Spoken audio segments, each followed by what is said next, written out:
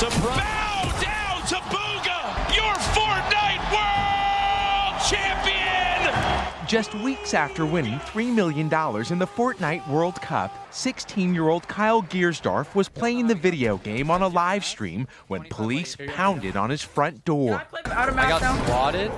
Asking if he had been swatted, Giersdorf left his keyboard to find heavily armed officers in his suburban home in Pottsgrove, Pennsylvania. Your car is EMS being dispatched for a shooting. Giersdorf was in fact a swatting victim when someone places an emergency call hoping to mobilize a SWAT team to the home of an unsuspecting victim. Caller said he just shot his father. Police say the caller claimed he shot his father with an AK-47 and tied up his mother in the garage. Officers weren't taking chances. With swatting calls on the rise.